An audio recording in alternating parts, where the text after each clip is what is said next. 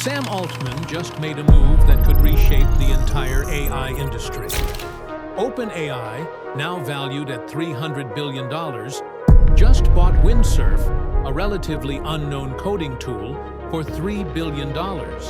At first glance, it seems crazy. Why pay so much for a product with just 2 to 5% market share? Because Sam Altman isn't playing today's game. He's rewriting tomorrow's rules. And what he just did could put Google, Meta, and even Anthropic on the defensive. Let's break down what this means and why this acquisition might be the most strategic play we've seen in the AI space this year. Windsurf is the second-largest AI-powered coding environment behind Cursor, which currently dominates with 10 times more users. So why would OpenAI spend $3 billion on a distant second-place tool? Because it's not about user numbers, it's about positioning. OpenAI's biggest weakness right now? Developer loyalty. Ask any engineer what model they prefer, and more than half will say Claude 3.5 or 3.7 from Anthropic.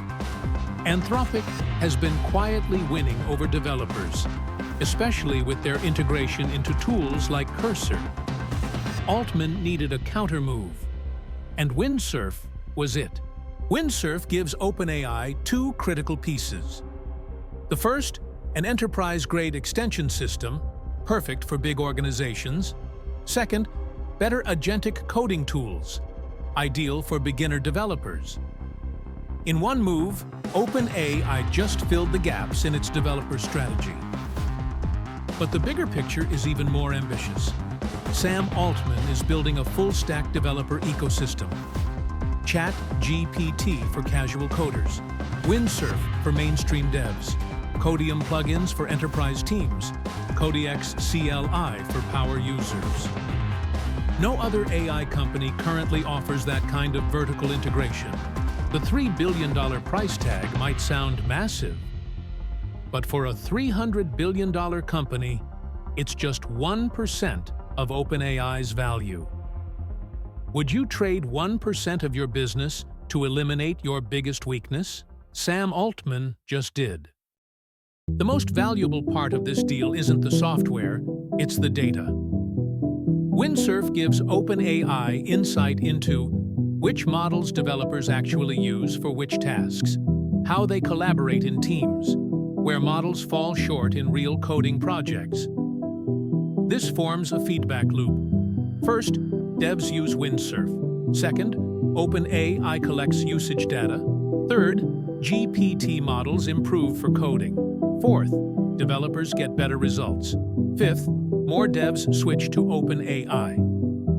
This flywheel effect is something Anthropic and Google can't replicate without their own platforms.